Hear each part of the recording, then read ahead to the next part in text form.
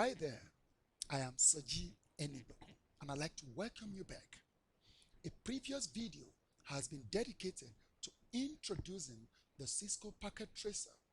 The Cisco Packet Tracer is an exciting network design simulation and modeling tool that allows network engineers, learners, students to develop skill sets in networking, cybersecurity, and the Internet of Things.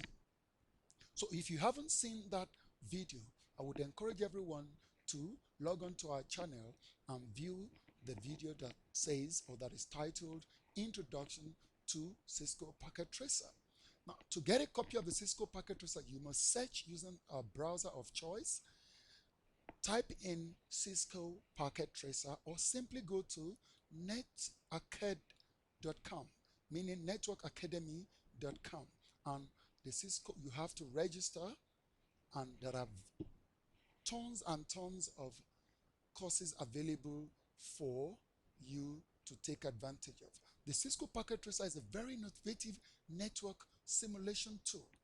Once downloaded, it is cross-platform, meaning you can download a copy for Ubuntu, for Linux, for Debian Linux, most especially. You can download for Mac and for the popular Windows operating system. So the Cisco Packet Tracer allows you to do what? Simulate your network. It's a simulation tool, meaning you do not have to pay expensively for active or real dedicated devices. However, this software is not a replacement for practicing on physical routers, switches, firewalls, and servers. It provides too many benefits to ignore. So if you're preparing for the ccna, for any Cisco academic courses, I would advise that you use the Cisco Packet Tracer. Now, you use this Cisco Packet Tracer to prepare for exams. You use it to sharpen your skills. You can examine the impact of adding or deleting devices on your network. And most importantly, it gives you a physical overview of your network. It gives you a logical view of your network. You can use this to ping and test for connectivity. So quickly, let's jump into configuring and adding devices. The Cisco network in Cisco Packet Tracer has the device category. There are two rows here. The first row signifies the network devices category. For example, if you click this, you have routers on the right, and each models will be indicated once you place your mouse or cursor over each of them. This is the 2901, this is 2911. Click the end devices where you have your PCs, your laptop, your servers, and TVs, tablets, phones. You click for your home gateways, your components for IoT, cables. You simply place, if you're not sure what cables to use, you can automatically drag and drop this. The simulator will automatically connect. This is a crossover cable and all of that. You can go to the subcategories. For example, for the routers categories, I have this. For switches, I have the 2960 switch, I have the multi-layer switch, the layer 3 switch, the 3560 switch. Now let's get started. You drag a switch here simply onto the logical view. This is a diagrammatical view of how your network looks like. Let's quickly drag this quickly. I drag a 2960. Let's arrange nicely. I drag another 2960 switch. I drag another 350 switch.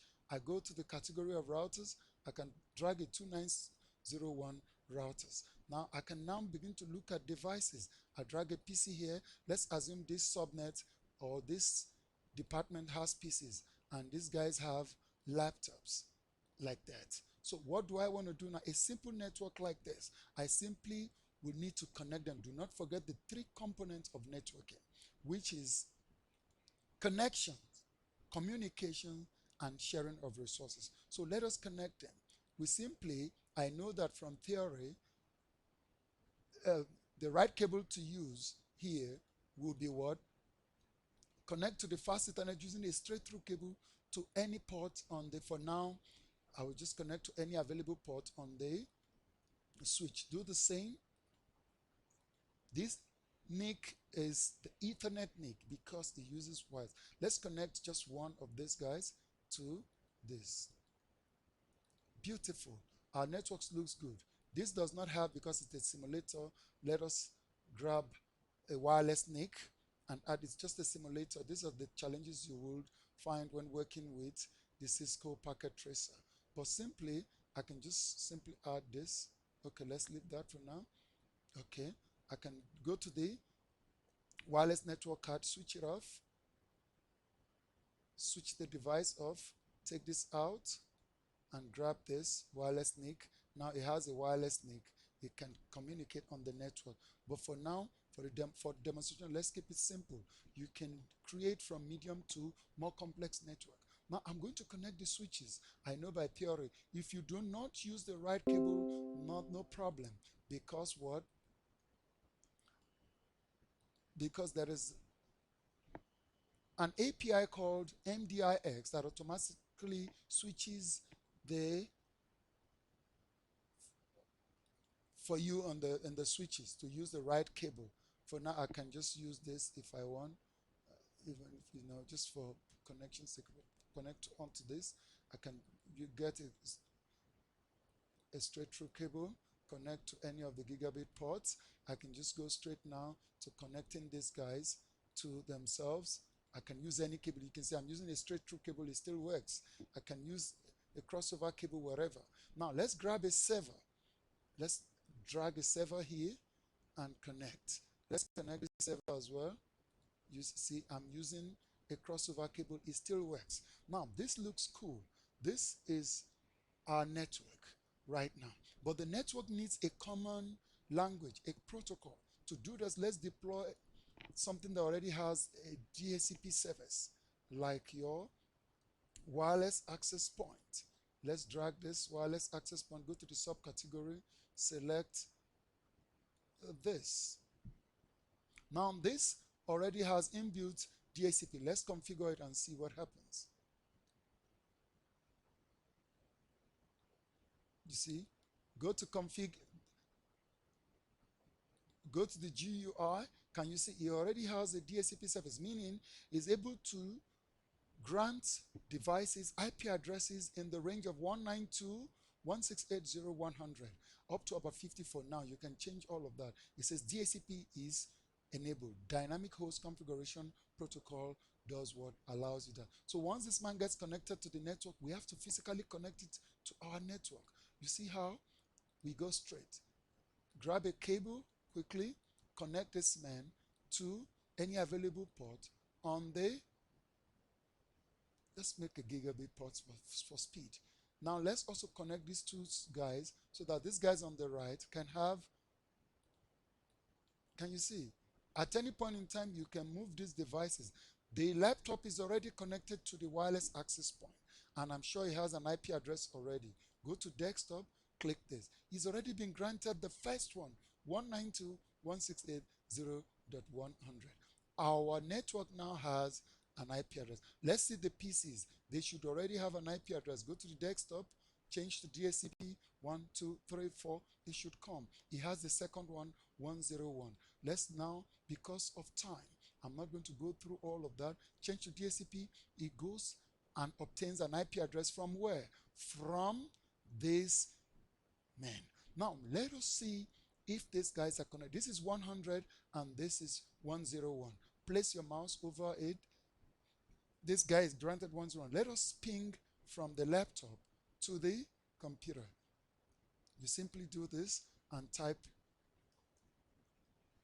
You want to type ipconfig and see what IP address is. Excuse me.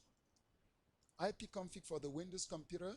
It says this man has the IP 100 and its default gateway is 01. So let us ping 192.168.0.101, which is the PC on the, and it goes. Something tells us we are connected.